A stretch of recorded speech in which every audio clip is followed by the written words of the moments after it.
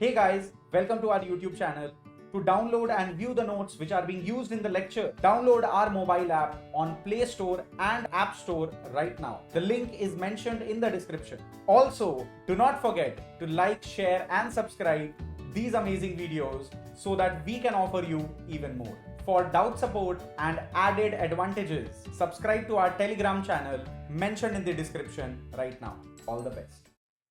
Hello guys, क्या हाल है आपका। मेरा नाम है Sagar and welcome back to my one shot videos. आज हम लोग करने वाले हैं business studies but you don't. समझा नहीं समझा कोई, छोड़ो। तो आज हम लोग शुरू करें बिजनेस स्टडीज के साथ और बहुत ही अमेजिंग क्लास होने वाला है, क्योंकि एक ही लेक्चर में, वन शॉट का मतलब बताया था, एक ही लेक्चर में पूरा का पूरा चैप्टर खत्म। समझ रहे हो। तो आज भाई बिजनेस स्टडीज है, देख रहे हो, साइमल्टेनियसली रिलीज कर रहा है तुम्हारा भाई, तुम्हारे लिए बहुत मेहनत कर रहा है। इस बार क्या हो रहा है भाई, सर जी पहले रिलीज कर रहे हैं इकोनॉमिक्स, फिर रिलीज कर रहे हैं बिजनेस स्टडीज, फिर रिलीज करेंगे इकोनॉमिक्स, फिर हम इतना मेहनत कर रहे हो। क्या तुम कुछ मेहनत कर रहे हो? तुम्हारी बोर्ड्स आ चुकी, मुझे फिक्र है, तुम्हें फिक्र नहीं। चीटिंग हो रही ब्रो। चलो ठीक है, तो भाई कंटिन्यू करते हैं। आज हम लोग चैप्टर नंबर वन है भाई बिजनेस स्टडीज का, nature and significance of management. अब देखो है क्या ऐसा कंसेप्ट ना, एक चीज समझ लो कि ये तो बन रहा है वीडियो पक्का सीबीएसई बोर्ड के लिए, class 12 CBSE board latest board exam के लिए ये वीडियो बनाया जा रहा है। लेकिन आईएससी का कॉमर्स सब्जेक्ट में भी ये सारा टॉपिक्स कॉमन है और भी एडिशनल कंटेंट है उनके बुक्स में। तो अगर आप चाहे तो इसमें से रिवाइज बिल्कुल कर सकते हैं, अगर मूड नहीं है तो ना करें, लेकिन नीचे में जाकर कमेंट सेक्शन लिबर ना करें। समझ गए। शुरू करते हैं। तो पहला चैप्टर का नाम है nature and significance of management. ज्यादा समझने की चीजें नहीं है इसमें, इंपॉर्टेंट चीजें हैं। ये नोट्स अगर आपको डाउनलोड करना है तो कहां डाउनलोड करना है सर? नीचे डिस्क्रिप्शन में हमारा ऐप को डाउनलोड करना है, उसमें स्टडी मटेरियल सेक्शन में आपको बिजनेस स्टडीज इकोनॉमिक्स के सारे चैप्टर्स के नोट्स मिल जाएंगे। मजा ले लो जाके, है कि नहीं।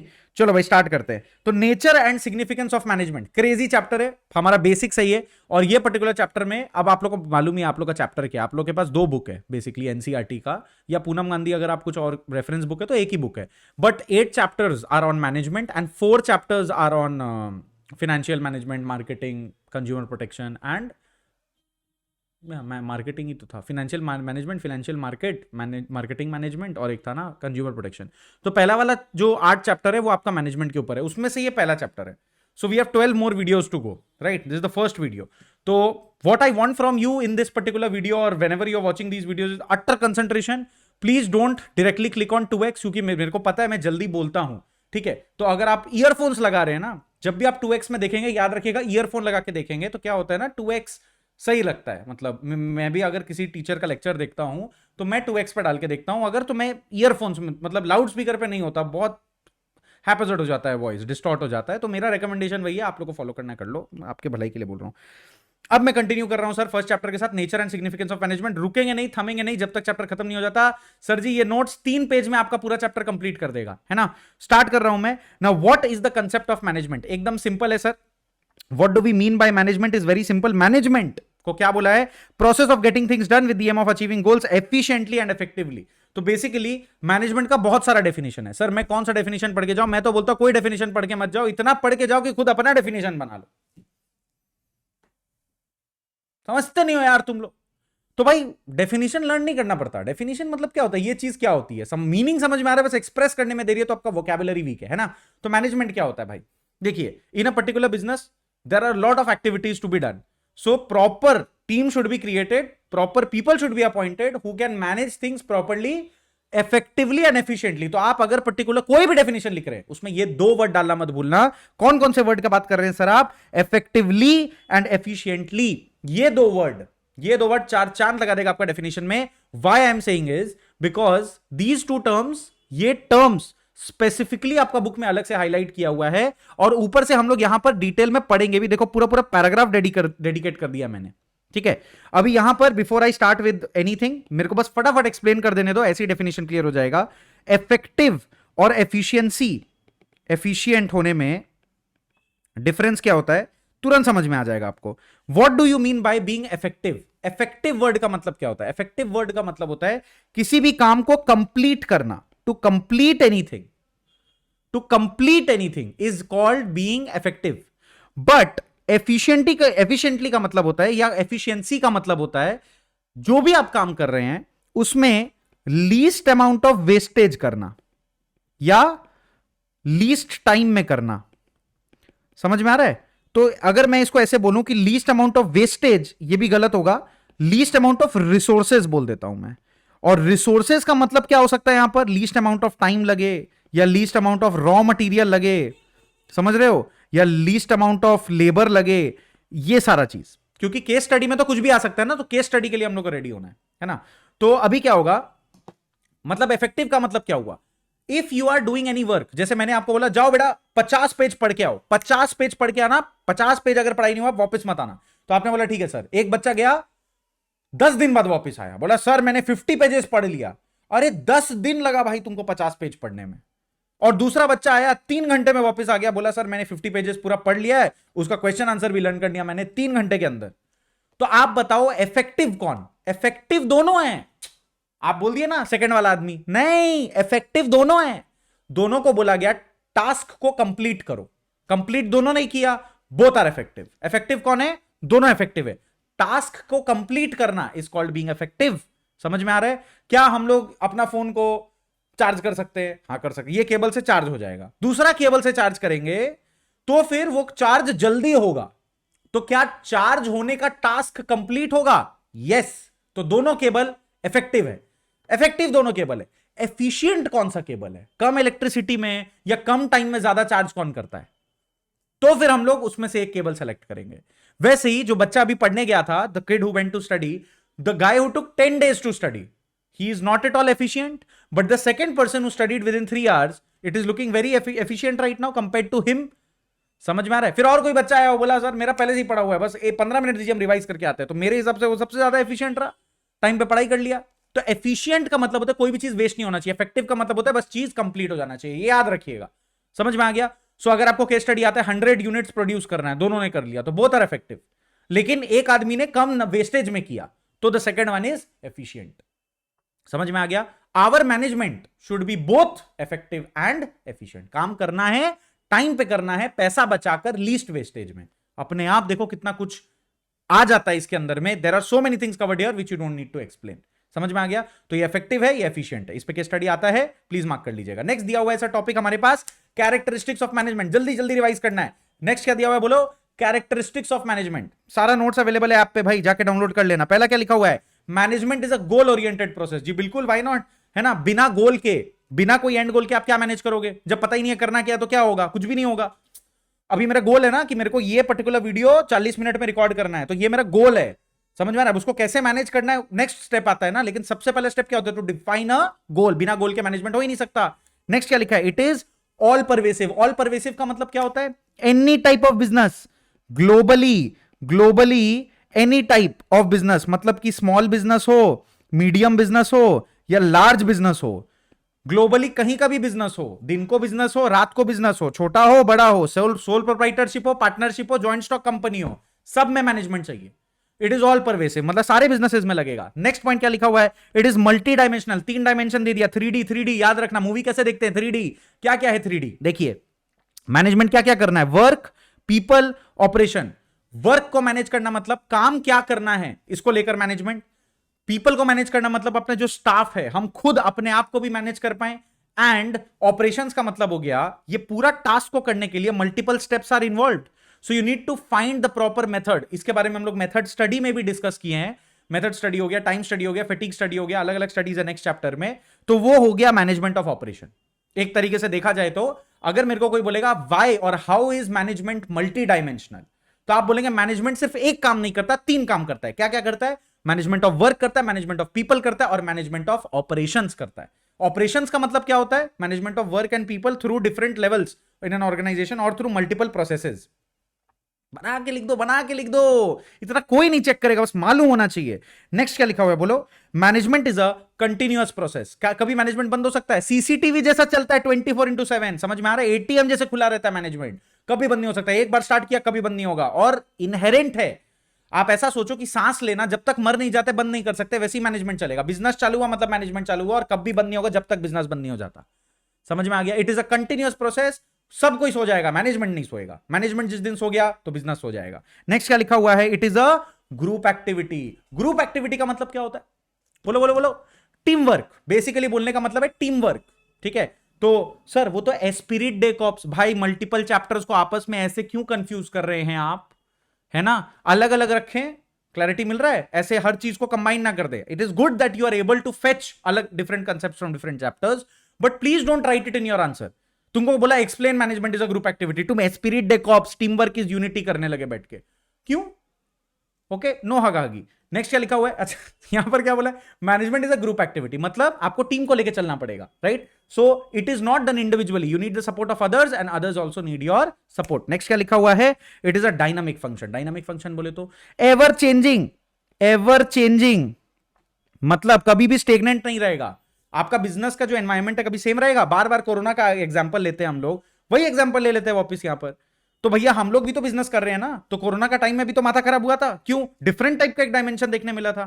बिजनेस एनवायरमेंट चैप्टर में हम लोग एकदम बार बार पढ़ेंगे कि भाई बिजनेस का जो एनवायरमेंट होता है वो 24 आवर्स डायनामिक होता है, कुछ भी हो सकता है, कुछ भी नेगेटिव, कुछ भी पॉजिटिव, उसको मैनेज करना आना चाहिए। That is why management also needs to be very very dynamic. एक प्लान बनाए बाद में 10 बार चेंज हो सकता है, आप कुछ नहीं कर सकते उस बारे में, क्योंकि कुछ कुछ चीजें ऐसी होती है ना जो आपके कंट्रोल के बाहर है, ठीक है? नेक्स्ट क्या लिखा है, it is an intangible force. Can you touch management? No, हाथ मत लगा लेना किसी को, मैं तो बस टच करके देख रहा था, थप्पड़ पड़ेगा।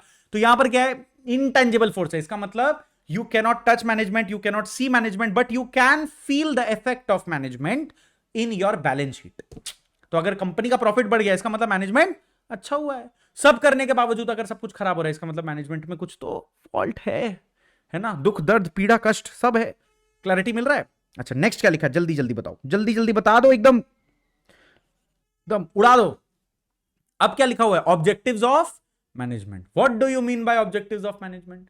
मतलब पहले तो टॉपिक को समझो। अब पहले क्या पढ़े थे, कैरेक्टरिस्टिक। कैरेक्टरिस्टिक को हम लोग फीचर्स भी बोलते हैं।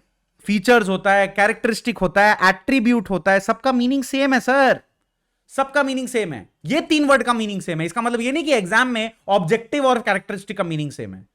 समझा? तुमसे अगर केस स्टडी दी और पूछा what are the objectives of management और तुम कैरेक्टरिस्टिक लिख के आए, मार्क्स कैसे दें हम? नहीं होगा ना। तो इसीलिए थोड़ा ठीक से ठंडा दिमाग से, सारा टॉपिक अलग अलग होना चाहिए, रटा हुआ होना चाहिए, अभी तक तो चैप्टर लर्न होना चाहिए। नेक्स्ट पॉइंट क्या लिखा है, बोलो, ऑब्जेक्टिव्स ऑफ मैनेजमेंट। क्या क्या ऑब्जेक्टिव है? 3 ऑब्जेक्टिव, ऑर्गेनाइजेशनल, सोशल, पर्सनल। पीछे पीछे बोलो, पीछे पीछे बोलो। देखो क्या लिखा है, OSP, OSP, organizational, social, personal. फिर से बोलो, ऑर्गेनाइजेशनल, सोशल, पर्सनल। 3 ऑब्जेक्टिव है। बोलो तो कोई भी एक तो कैरेक्टरिस्टिक, जल्दी से कोई भी एक तो कैरेक्टरिस्टिक बोलो और मैनेजमेंट का। All pervasive, continuous function, dynamic function, अरे कुछ भी बोल सकता है, कुछ भी बोल सकता है ना। एक पूछा मैंने। अच्छा बताओ तो ऑब्जेक्टिव्स 3 तो होगा, एनीवन नहीं, तीनों चाहिए मेरे को। क्या था, OSP, OSP, O for organizational, S for social, P for personal. समझ में आ रहा है?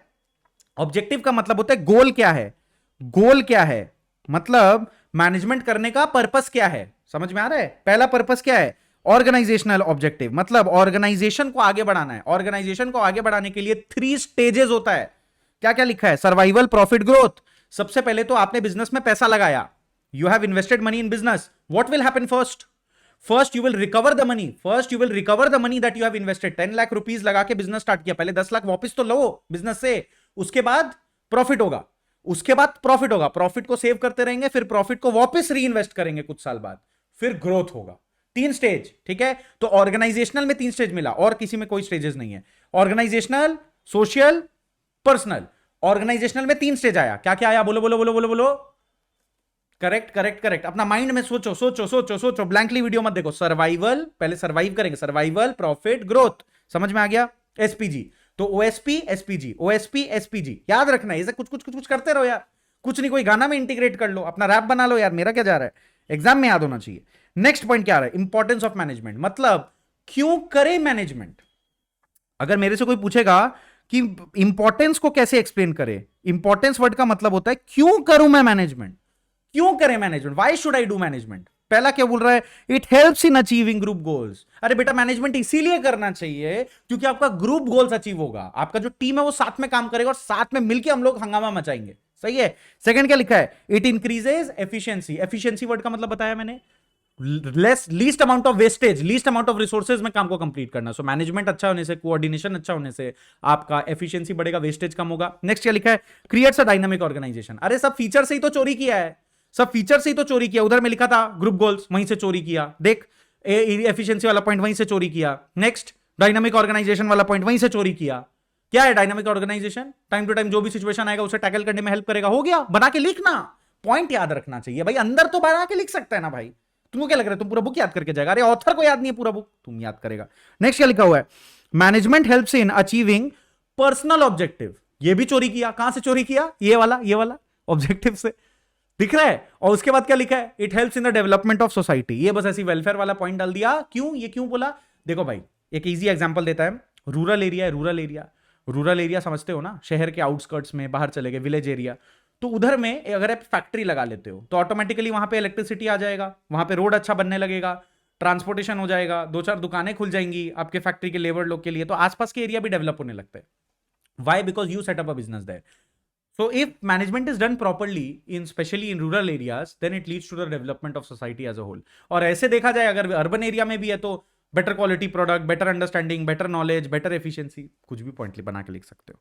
ठीक है, अच्छा चलो ये तो खत्म हो गया। अच्छा, नेचर ऑफ मैनेजमेंट एक बहुत इंपॉर्टेंट टॉपिक है, इंपॉर्टेंट आईएमपी एकदम, है ना। नेचर ऑफ मैनेजमेंट आपको याद रखना है, 3 टाइप का नेचर है। मतलब अगर आपसे कोई पूछेगा भाई नेचर ऑफ मैनेजमेंट क्या टॉपिक है, तो आप बोलेंगे सर जो मैनेजमेंट वर्ड है ना, ये जो मैनेजमेंट सिस्टम है ना, ये मैनेजमेंट में हम लोग 3 वैरायटी पढ़ते हैं। इसका जो नेचर है 3 टाइप का नेचर में ऑपरेट करता है। कभी कोई लोग बोलता है मैनेजमेंट एक आर्ट है, कोई लोग बोलता है मैनेजमेंट एक साइंस है, और कोई लोग बोलता है मैनेजमेंट एक प्रोफेशन है।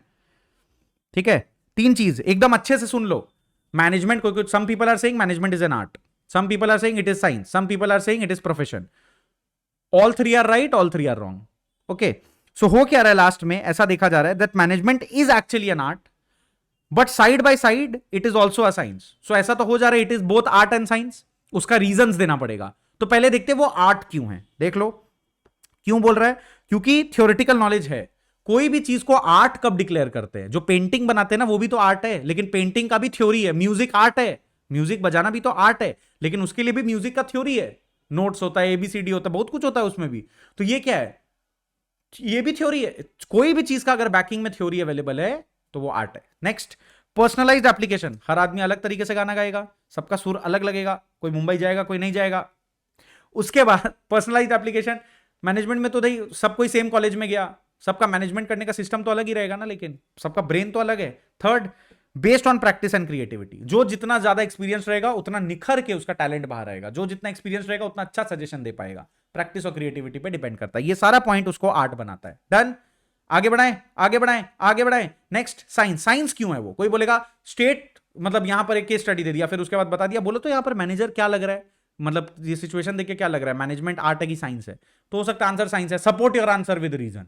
अब रीजन ये देना पड़ेगा क्या? Systematized body of knowledge. अगर हम लोग साइंस बोल रहे हैं इसको, अगर मैं इसको साइंस बोल रहा हूं, अगर मैं बोल रहा हूं कि मैनेजमेंट एक साइंस है, कोई भी चीज साइंस कैसे हो सकता है जब उसके पीछे कुछ ना कुछ कोई एक आदमी हो जो उसका रिस्पॉन्सिबिलिटी ले कि हाँ ये साइंस है, ये मैं प्रूव कर सकता हूं, क्योंकि उसके ऊपर एक बॉडी ऑफ नॉलेज है। हम लोग पढ़ाई करते सिलेबस है, अभी जो पढ़ रहे हैं वो सिलेबस के अंदर है ना, तो ये सिस्टमेटाइज्ड बॉडी ऑफ नॉलेज है, मतलब वेल नोन ये सब चीज है। समझ में आ रहा है? जैसे अगर मैं बोल दूं डिवीजन ऑफ वर्क एक प्रिंसिपल है, नेक्स्ट चैप्टर में डिवीजन ऑफ वर्क बोल के एक प्रिंसिपल है तो है, काम करता है रियल लाइफ में, बात खत्म। उसको वाउच करने के लिए मैनेजमेंट का इंस्टीट्यूट्स है। नेक्स्ट सेकंड पॉइंट क्या लिखा है? Principle based on experimentation. Experiment करेंगे उसके बाद ये प्रिंसिपल निकलेगा। आपको विश्वास नहीं होता, आप खुद एक्सपेरिमेंट कर लो। केमिकल साइंस कैसे होता है? How do we know? It is a fact. समझ में आ रहा है? अभी तुम बोल रहे नहीं मेरे को एटम दिखता नहीं तो हम मानेंगे नहीं। अरे तुम्हारा भेजा भी नहीं दिखता तो मानेंगे क्या? नेक्स्ट क्या लिखा है? Universal validity. What do you mean by universal validity? अरे ये तो वही पॉइंट है, ऑल परवेसिव। मैनेजमेंट पूरा दुनिया में कहीं पर भी पढ़ाई करो। अरे हम लोग फॉरेन जाके मैनेजमेंट करता है, फिर इंडिया में आके लगाता है ना लॉजिक, हो ही सकता है ना, क्योंकि वो साइंस है, यूनिवर्सली वैलिड है। आप जाओ लंदन में पढ़ाई करो डॉक्टर बनने का, उसके बाद इंडिया में आके ट्रीट करो ना, क्या दिक्कत है? थोड़ी ना लंदन का पेशेंट अलग क्वालिटी का आएगा, अरे सब तो सेम ही रहेगा अंदर में।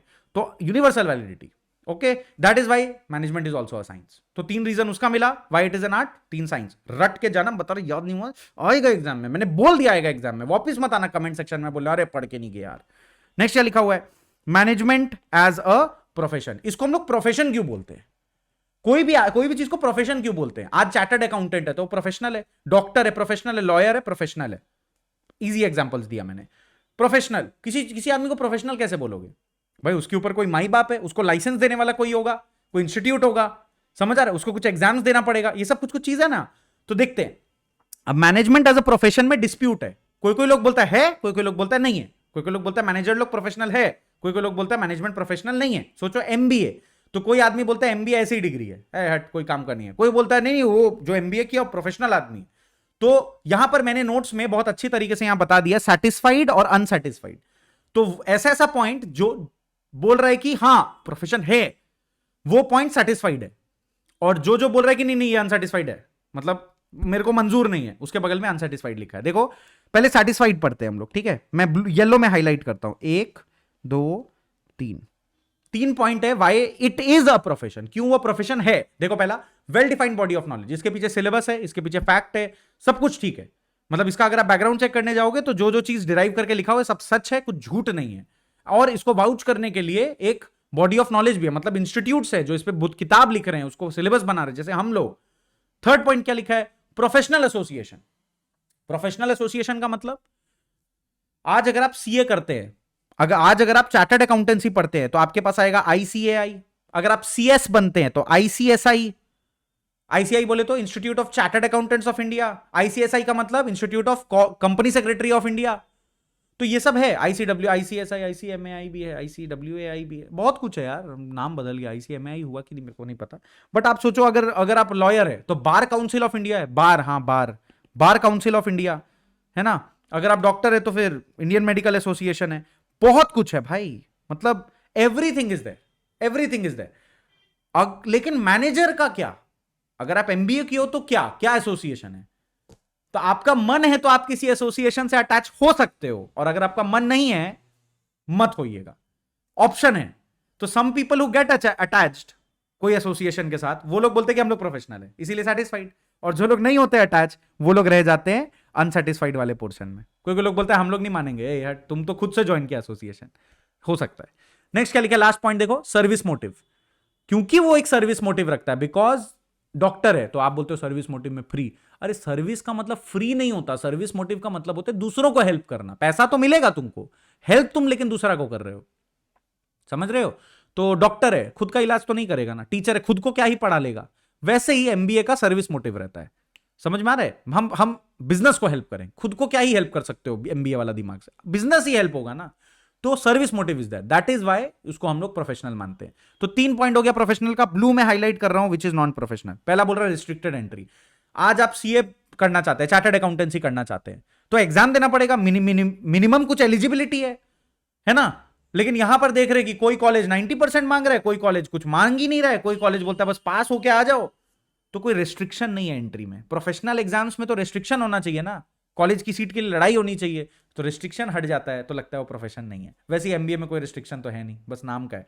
नेक्स्ट पॉइंट क्या लिखा हुआ है, एथिकल कोड ऑफ कंडक्ट। इसका मतलब क्या, देखो अभी एक लॉयर है तो आप देखोगे उसका यूनिफॉर्म है, ड्रेस कोड है ना, पुलिस वाला सब प्रोफेशनल। टीचर है तो हम लोग को मालूम होता है फॉर्मल पहनने का, ज्यादा इनफॉर्मल नहीं पहनने का, है ना। ऐसा नहीं है कि कुछ भी पहन के आ गए, कुछ एक रहता है, एक तरीके से बात करना है, गाली गलौच नहीं कर सकते। लेकिन एमबीए का केस में तो कुछ है ही नहीं, क्योंकि कोई माई बाप ही नहीं है, कोई गवर्निंग अथॉरिटी नहीं है जो इसको कोड ऑफ कंडक्ट दिया है। तो कोई कुछ भी कर रहा है, कोई कैसे भी बात कर रहा है, कोई कुछ भी बना रहा है, कोई कुछ भी पहन रहा है, कुछ नहीं है। डॉक्टर लोग का सिस्टम है ना एक, यहां पे कोई सिस्टम ही नहीं है, इसीलिए लोग बोलते हैं क्योंकि कोई एथिकल कोड ऑफ कंडक्ट ही नहीं है, प्रोफेशन कैसे होगा। दोनों पॉइंट आपको याद रखना है, ठीक है। अच्छा, तो मैंने तीनों डिस्कस कर लिया। अब नेक्स्ट पॉइंट क्या लिखा, जल्दी बोलो जल्दी बोलो। लेवल्स ऑफ मैनेजमेंट, ये बहुत इजी है, मैं इसमें ज्यादा डिटेल में नहीं जाऊंगा। Top level, middle level, lower level, कभी भी कुछ भी ना समझ में आए, ये एक पिरामिड है, नाचोज ऐसे ही दिखता है ना। देखो टॉप मिडल लोअर, तो यहां पे टॉप, ये मिडल, ये लोअर। याद रखिएगा तीनों मैनेजर है। कोई लोग लिख देता है sir labour working in factory is lowest level of management. अबे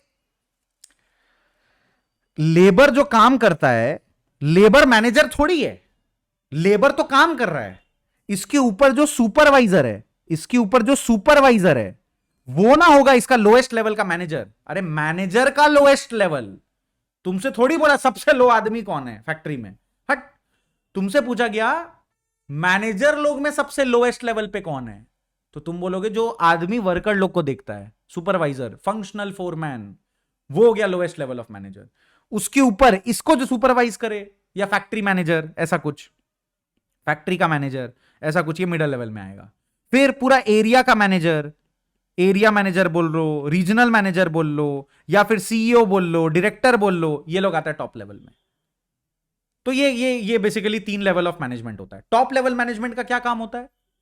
टॉप लेवल मैनेजमेंट सबसे कम काम करेगा। देखो, जिसका चोटी कम है, जिसका एरिया कम है, काम कम करेगा, लेकिन बहुत दिमाग चाहिए, पैसा बहुत चाहिए ये लेवल पर बैठने के लिए, राइट? सो ये जो आप लेवल देख रहे हैं, top level, these are the, what can I say, these are the people who are not working the hardest, but because they have the highest amount of brains and skills, whatever they work is multiple times, has a multitude of effect over any particular kind of an employee. समझ में आ गया? Ultimate boss top level है।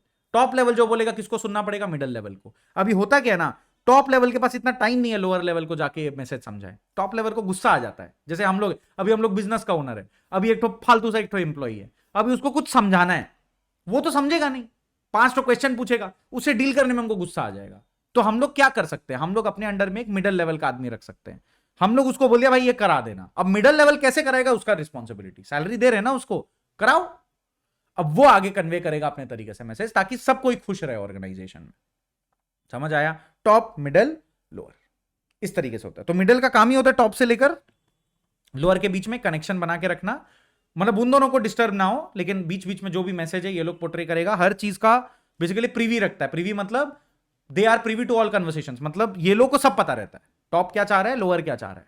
समझ में आ गया? लेकिन प्लान पॉलिसी बनाने का, पैसा देने का, बजट बनाने का सब टॉप लेवल मैनेजमेंट का काम है। ठीक है, तो ये एक बार पढ़ लीजिएगा। एग्जांपल बहुत इंपॉर्टेंट है, मैंने हाईलाइट कर दिया नोट्स में, आप भी अपने हिसाब से हाईलाइट कर लीजिएगा। यहां पर एग्जांपल्स लिखा है, chairman, CEO, CO, president, vice president. ठीक है, मिडिल मैनेजमेंट में ऑपरेशनल लेवल मैनेजर भी बोलते हैं इसको हम लोग, और नहीं सॉरी वो हो गया ना, हाँ ऑपरेशनल लेवल तो लोअर है, सॉरी यहाँ पर मेरे को बस दिख गया, मैं कंफ्यूज हो गया, यहाँ पर एग्जांपल नहीं दिया हुआ लग रहा है, प्रोडक्शन मैनेजर दिया हुआ है। प्लीज इसको एक बार पढ़ लीजिएगा। और लास्ट वाले लेवल पर ज्यादा हम दिमाग नहीं लगाया, तो लास्ट वाला में बस सुपरवाइजर बोल के एक ठो आएगा, फोरमैन एंड सुपरवाइजर, खत्म बस। प्लीज इसको एक बार पढ़ लीजिएगा। अच्छा, नेक्स्ट दिया हुआ है फंक्शंस ऑफ मैनेजमेंट। यहां से मैं रेकमेंड नहीं करूंगा पढ़ने के लिए, हमारा पूरा syllabus he functions of management है। क्या? प्लानिंग, ऑर्गेनाइजिंग, डायरेक्टिंग, स्टाफिंग, यही सब है ना, कंट्रोलिंग। 5 तो फंक्शन है मैनेजमेंट का, प्लानिंग, ऑर्गेनाइजिंग, स्टाफिंग होगा नेक्स्ट। देखो, स्टाफिंग, डायरेक्टिंग, कंट्रोलिंग, हम लोग का तो यही चैप्टर्स है जो हम लोग को कवर करना है। चैप्टर 4, 5, 6, 7, 8, 5 चैप्टर, ये 5 चैप्टर हम लोग का सिलेबस में। यहां से नहीं पढ़ेंगे, एकदम नहीं पढ़ेंगे, no. Why will I not study? Why? Because the definition is there in the respective chapter. अब सोचो, तुम्हारा सिलेबस में स्टाफिंग है ना, कोई अगर पूछा स्टाफिंग क्या होता है, डेफिनेशन ऑफ स्टाफिंग, हम यहां से क्यों लिखे? टीचर तो ये एक्सपेक्ट करेगा तुम स्टाफिंग वाला चैप्टर से डेफिनेशन दोगे ना, तो यहां से इग्नोर कर देना। सर यहां क्यों है? अरे बच्चों को पढ़ा रहे थे भाई, अब चैप्टर 1 ही पढ़ाएंगे अगर हम मार्च और अप्रैल का महीना में किसी को, तो फिर तो उसको ऐसे ही दिखाएंगे ना, उसको थोड़ी बोलेंगे बाद में सब कुछ, तब तो सब कुछ बाद में ही होगा, है कि नहीं? तो दिया हुआ है, लेकिन आप यहां से नहीं पढ़ेंगे, आप सीधा चल जाएंगे चैप्टर में, उसका वीडियो जब आएगा आप देख लीजिएगा। नेक्स्ट दिया हुआ है कोऑर्डिनेशन। Last topic. कोऑर्डिनेशन का मतलब क्या होता है? कोऑर्डिनेशन का मतलब क्या होता है? एकदम सिंपल वर्ड है जो आपको नोट कर लेना अपने पास, सिंक्रोनाइजेशन। सिंक्रोनाइजेशन,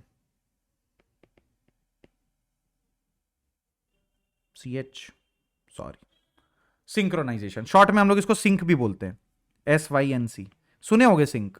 जैसे आपका फोटो सिंक हो रहा है ड्राइव के साथ, आपका व्हाट्सएप का बैकअप सिंक हो रहा है ड्राइव के साथ। सिंक का मतलब बराबर लेवल पे चलना, सब कुछ इक्वल करके रखना, that is called sync. So coordination क्या होता है? बहुत सारा फंक्शन चलेगा ना, planning, organizing, staffing, directing, controlling, 5 तो फंक्शन चल रहा है, तो प्लानिंग आगे निकल गया, या हम लोग का ऑर्गेनाइजिंग आगे बढ़ गया, या हम लोग का स्टाफिंग गलत हो रहा है, मतलब सबके अलग अलग मैनेजर है ना, तो सारा मैनेजर लोग को सेम लेवल पर लाके रखना और देखना कि डे टू डे वो लोग का जो प्रोसेस है, वो लोग का जो काम है, वो सेम पेस पे आगे बढ़ रहा है, सबको एक साथ एक ही काम कर रहा है, अच्छे तरीके से कर रहा है, सबका गोल्स और अलाइंड है, इसको हम लोग कोऑर्डिनेशन बोलते हैं।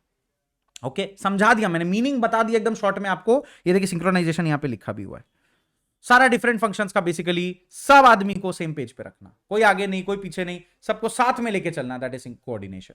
Coordination is not a function of management. बहुत लोग बोलते हैं सर कोऑर्डिनेशन, अरे नहीं, controlling is a function of management, coordination is not a function of management.